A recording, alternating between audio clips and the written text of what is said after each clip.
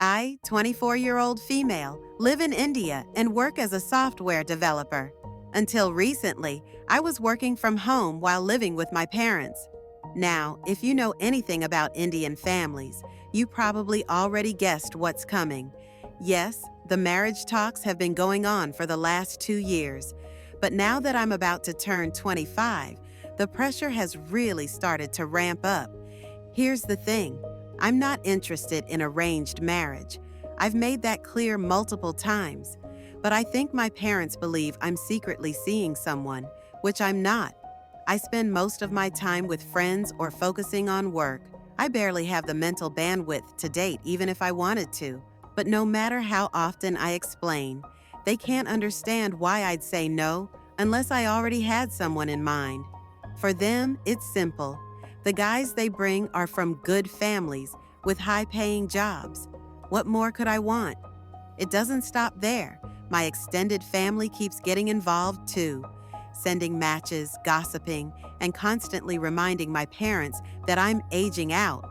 My parents eat all that pressure and pass it directly to me. For them, it's all about social prestige. So, fast forward to last Saturday. It started like a normal morning.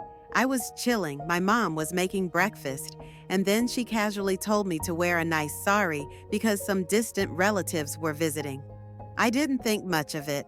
I got ready, but then I noticed the living room was full of sweets, flowers, and my mom and aunt had also dressed up in new saris. Something felt off. Then the guests arrived with their 29-year-old son, and just like that, it hit me. This wasn't a casual visit. This was a full-blown matchmaking setup. I was ambushed in my own house. They acted like this was no big deal. My mom was glowing, talking about how our birth charts aligned perfectly, how great the family was, etc. After lunch, when they left, I asked her point blank, "Did you plan this without telling me?" She wouldn't give a straight answer. Instead, she kept saying things like, "You always say no, so we thought if you saw him in person, you'd change your mind." Eventually, I got the truth. My aunt found the match, and she and my mom had planned this behind my back. I was furious. I told them this wasn't okay. I raised my voice, not disrespectfully, but firmly. My mom started crying. My dad and brother, who had been silent the whole time, suddenly jumped in and told me I was being rude and hurting my mom. I was being gaslit in my own home. Then my aunt chimed in, saying this is why girls should be married off young, before they develop egos. Like I'm some rebellious wild child for saying I want control over my own life. That was it for me. The next day, I packed a small bag and moved into a women's hostel I found online. I didn't even take everything, just enough to breathe for a while. No one tried to stop me at the time, but when they realized I had actually left, all hell broke loose.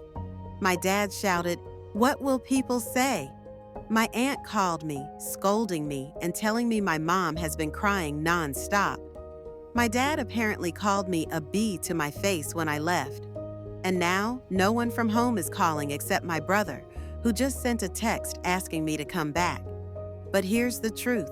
If I go back now, everything will just go back to the way it was. They'll keep pushing, keep guilt-tripping, keep setting up matches, and I'll be stuck in this cycle of pressure and emotional blackmail. Still, I feel guilty. I know how our society works, the rumors, the judgment, the whispers, and I know people are already talking. To them, I'm the wild daughter who ran away. And that kills me because I'm not wild. I just want to make my own choices. I don't know what happens next. I don't know if I'll go back or if they'll ever try to understand me. But I do know this. I deserve respect. I deserve to be heard. And I deserve to live life on my terms, not just as someone's daughter or bride-to-be. So, am I the asshole?